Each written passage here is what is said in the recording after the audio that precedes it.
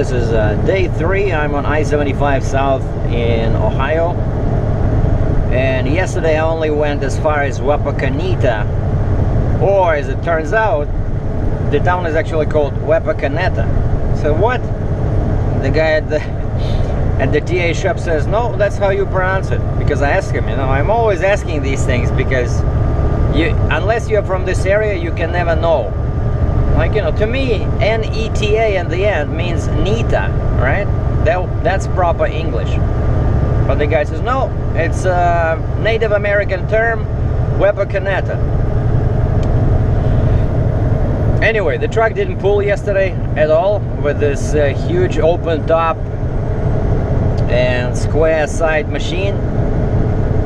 And my gauge, I fueled up in Woodstock, Ontario, which is just 1.5 hours away from the border, and then I went through Michigan on I-75, Toledo, and you know, Wapakoneta is right there in the middle of Ohio, and I had 50% of fuel used up. So it was pretty bad. The wind was very bad. So and I was tracking my, you know, I'm slowly increasing my oil change intervals. Last time it was 20,000 miles. So now it was supposed to be at 25,000 because I'm kind of increasing, bringing them to what Mac recommends. But actually what they recommend for a heavy haul is 25,000 miles. But I'm only at 70,367. By the way, I switched back to miles. Got tired of kilometers on my speedometer. Now my odometer is in miles, my fuel mileage is in miles per gallon. What is this, 5.8 average from day one? But you see right now it's like going on a small hill, it's like 4 instant. Anyway, so I figured might as well do the oil change now.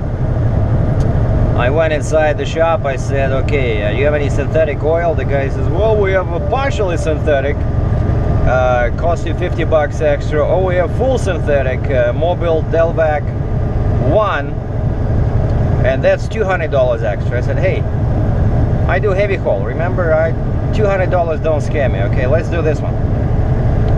Okay, so we put, and he says, I said, just don't give me 15W40, that BS oil. I said, I want something that starts with 5. I said, you have 5W40? The guy says, no, 5W30. I said, well, okay, now it's winter. I only care about the first part of the name, 5, which means that it's great for cold weather, especially since I'm heading to Florida. No, but I'll be coming back to Canada, right? And I don't want to get stuck in there. I know it's good for the engine, 5W30, 5W40. So he did that, and then I wanted them to check my, and they greased the truck, they checked the tires. Oh, and they replaced both mud flaps because of course I want them to be the same. I don't want one mud flap say TA and the other mud flap to say Vision Truck Group, Cambridge, Ontario. I said, replace both, give me something with no lettering. So the guy gave me 2 black rubber basic mud flaps. So we're good. And then I wanted to check, I wanted them to check the tires, you know, like it's 12 tires on the trailer to make sure they're all at 120 PSI. I can do it myself, but then the free air, they had the hose there with free air, but it's never gonna go up to 120. You know, you need a high pressure pump. So I never do it anyway myself. It's the same as some people say, oh, you know, why don't you save 30 bucks and do it yourself? Well, you ever see pilots, you know, pump air in tires? I wonder why. Because yeah, they don't. They have mechanics with this, right? My job is this: load, secure, and drive in a straight line down I-75. That requires a lot of skill as it is. So no, thanks very much. I don't check my tires. But actually I did buy that little gauge that tightens valves, because in my opinion that's in my experience that's what happens often when your valve is not, they always leave it half loose because it makes it easier to pump air. And I always go around and tighten it, that little tool for like $2. So I went around the truck and I tightened the valves on all the, what is this, 8, 12, 14, all 14 tires. And I didn't touch the trailer. I thought I'd be doing that in the shop. And then, you know, I was sitting there at this Weber Canada TA for like 2 hours and nothing. There was still a guy in front of me. His starter broke, and I went inside to check, like, what's the ETA, you know, how long do I have to wait, because it's already 8:30. I have to get out of Ohio by 3, which is still okay, but, you know, I want to get going. And that starter guy was kind of saying, oh guys, I only have $800, please, if you could, you know, help me out. So he has an older truck, and his starter died, or maybe it's just his solenoid, and he doesn't know about that because that's a $50 part. Often happens, and then when you go to the shop says, oh yeah, it's the starter. And labor plus the part, that's very expensive. They don't want to just change the solenoid, which often they don't even have in stock. But this just happened to a friend of mine on his Volvo. He paid for the starter, and the problem still continued. And then he went to another shop, and the shop said, hey, you should have kept your old starter. It's not the starter, it's the solenoid. Like there was, you know, bad connection in there. So he replaced the solenoid, everything works. But anyway, they told me, yeah, 2 hours more. I said, forget it, I'm out of here. So and the wind died today. I can see the top of trees, they stopped moving, because before it was like hurricane, you know. And the truck pulls a bit better, but still, you know, that's why I'm driving like real slow. I cannot slow down anymore. My cruise is set at 56 miles per hour. 56. Because this thing, yeah, it's not just the sides that are all sticking out and they are square, but also the top of the machine is open, right? It's like, imagine driving with a van trailer like that, only you remove the top. What's gonna happen? There's gonna be a lot of air going in and spinning around in there. So this thing just drags me back like crazy. Here's Dayton, Ohio on I-75.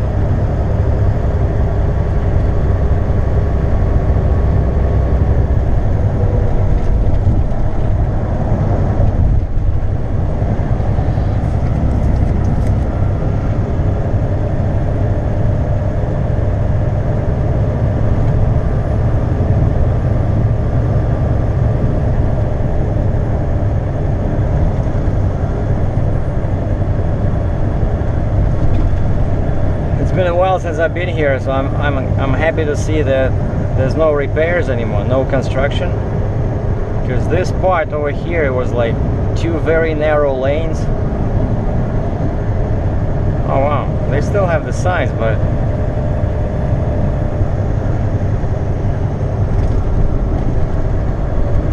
let's see.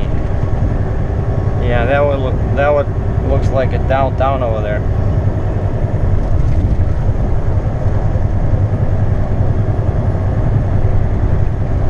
Yeah, they still have construction here.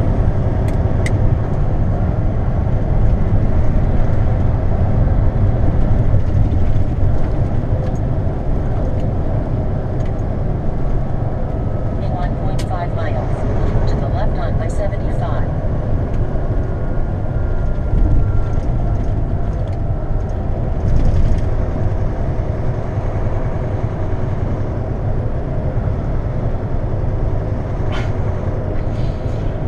Speed limit is 45. Uncle Sergei is doing 43.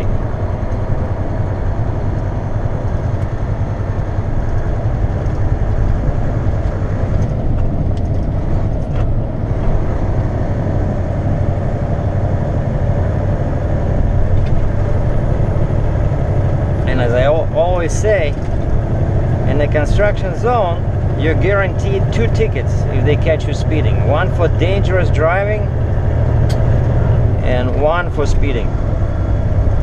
And that kind of mark will stay on your record for a very, very long time. So it's okay if you're a personal car driver, but for a professional, that's just too much headaches.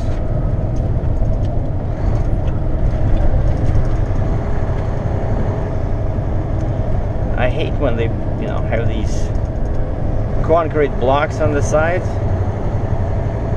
especially when you're oversized. In a half mile, keep to the left on I-75. But the wind did die down. I was paying attention to flags.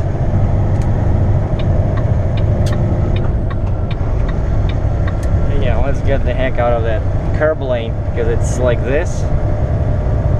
Keeps pushing me into the wall. Keep to the left on I-75.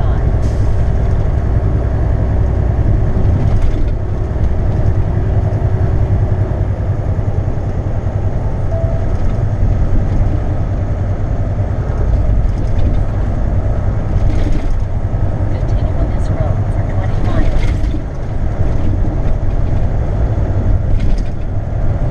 What are they renovating here? The road is awful still.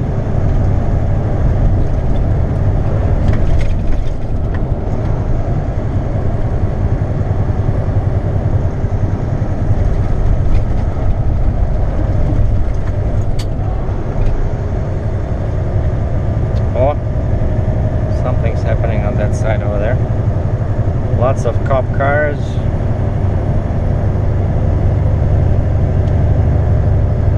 This is exit 51, which means that I'm 51 miles from the border with Kentucky. And then we'll be out of Ohio, and I'm going on a bypass 275 around Cincinnati. And I plan to end up today somewhere near Knoxville, Tennessee. Alright, here's my exit for the bypass. Exit 16, I-275.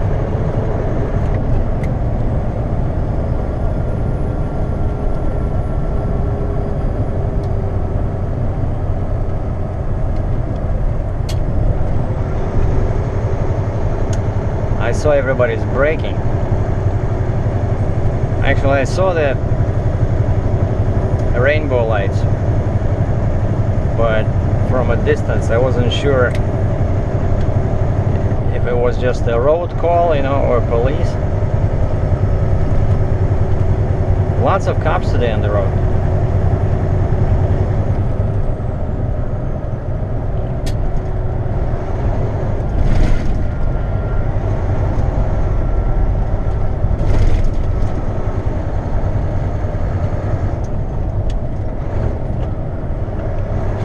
Another one.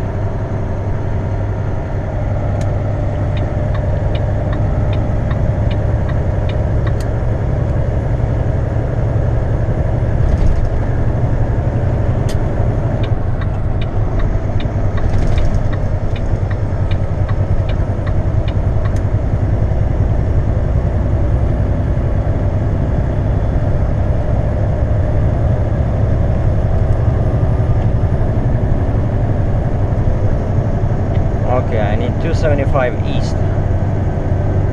Yeah, this one. 275 east.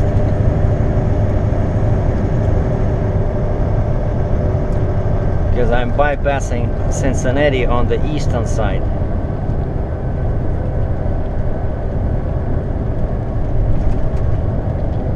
Okay, ram speed 45 miles an hour.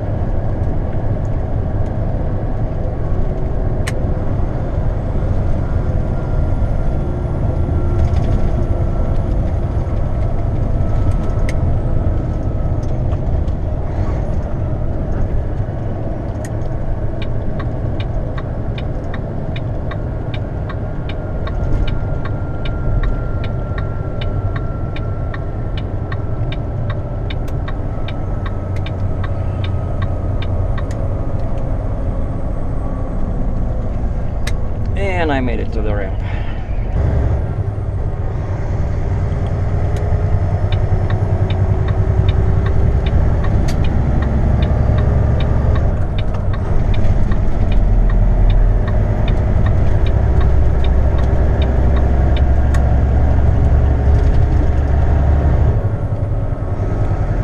And we are on the bypass. Beautiful. So from here it's almost 45 minutes, I think, to the border with Kentucky. See, my GPS found it.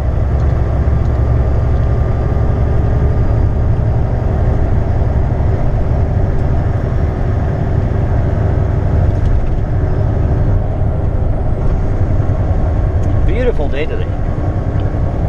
Like yesterday, as if it never happened. That awful wind. Some guy left a comment saying that he was almost killed by 2 shopping carts when he went to a grocery store because they were driven by the wind. It was very bad yesterday in the Midwest US and in Ontario, Canada. Awful.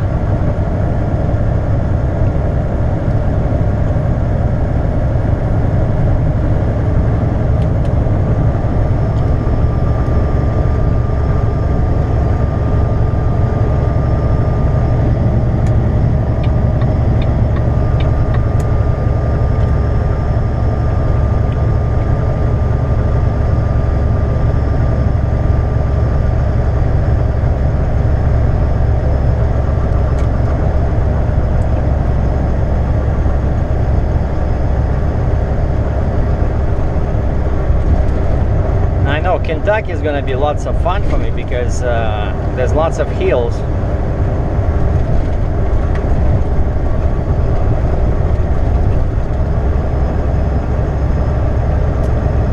But at least it's not windy like yesterday, so.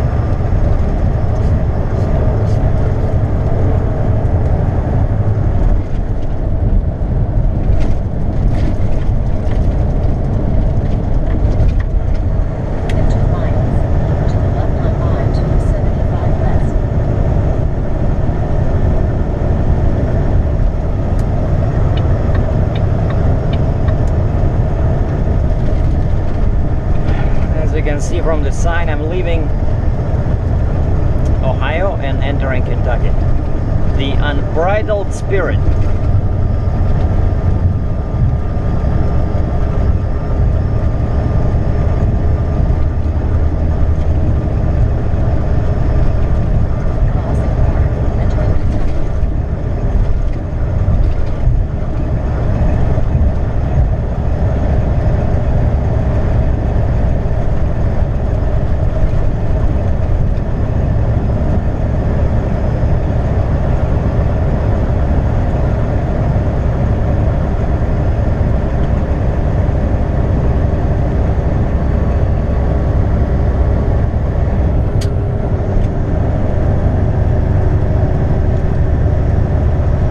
I made it to Walton, Kentucky, and just wanted to say the machine behaved quite nicely.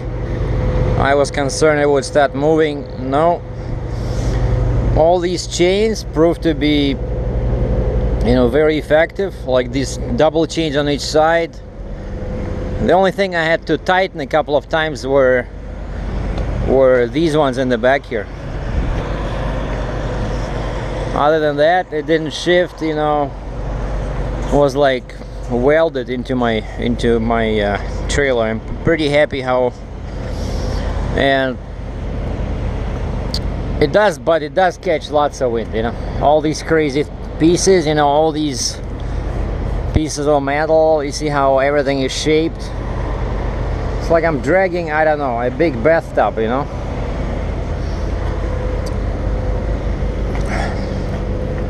Well, just had a quick lunch at the Denny's here at the Flying J. Time to get going because I do wanna reach Tennessee today. Wanted to show you my new mud flaps. I don't know why the guy made them so long, you know. They're like, but nice rubber, made in USA, you know. Except they're gonna start rubbing on the pavement, I think. They're the same length, it's just that that side is like the truck stop. All these truck stops, they're like screwed up. The asphalt is caved in, like you see here. See? It's too much weight. Yeah, and somewhere near the end of Kentucky.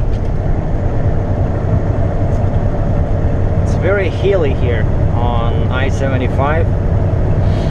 I lost count how many times I had to shift, even with my 410 gears.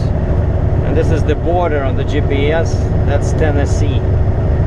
So that yellow triangle is my truck, so probably my scale is yeah, 5 miles. 5 miles to the Tennessee border.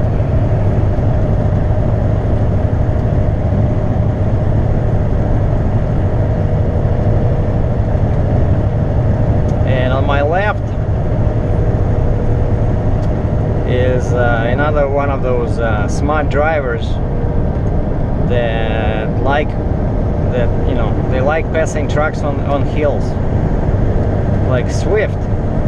All the trucks are governed at 60 miles an hour or 62, and yet these guys always try to pass you, you know. You want to pass people, maybe you shouldn't work for Swift, you know. See, I was doing 60, he couldn't pass me. Now I'm doing 55 because it's a hill. He goes ahead.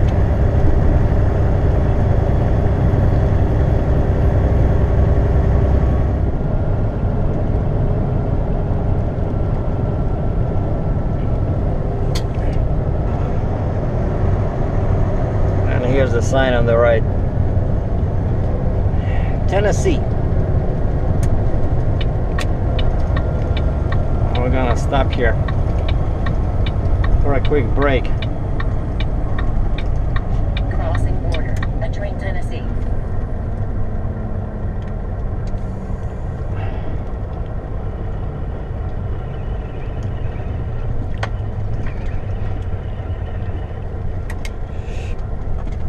And of course there's no parking. How nice.